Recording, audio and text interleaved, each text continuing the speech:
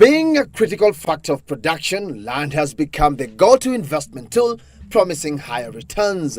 But cases of buyers being swindled have also been on the rise.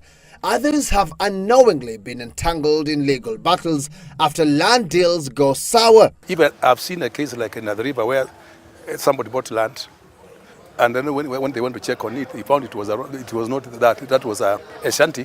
The real plot was the real plot was in a shanty. Actually, that one I was involved, and then the right one where he wanted to be, it was elsewhere. So, how does one avoid falling prey to fraudsters when buying land?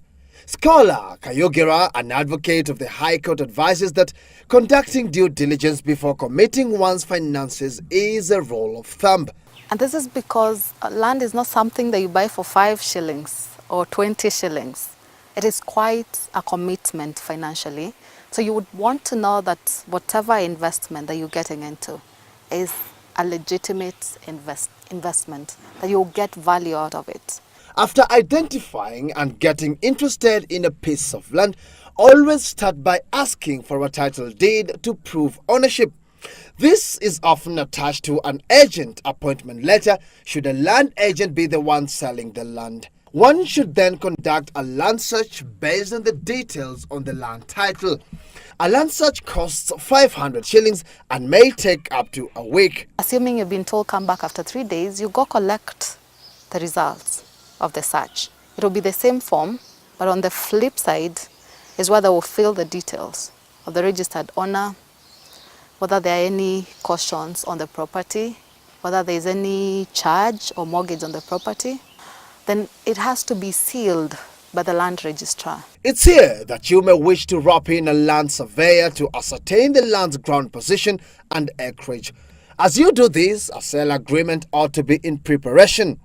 This agreement should entail the terms of transaction, including deposit amount, payment period, and conditions for terminating the sale. So you also need to have a proper agreement for sale in place that takes care of all eventualities, including the event where the seller is unable to transfer the property or the purchaser is unable to, pay the balance of the purchase price. Lawyers are best placed to draft such kind of agreements. It is recommended that the purchaser has their own advocate, and so does the seller. And in that situation, again, every party should be able to bear the costs of their own advocate. Is it quite expensive to have a lawyer on board?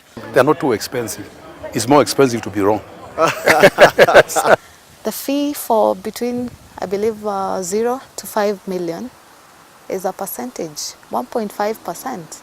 A well-executed sale agreement often leads to a transfer of property to the purchaser once valuation is done and stamp duty paid.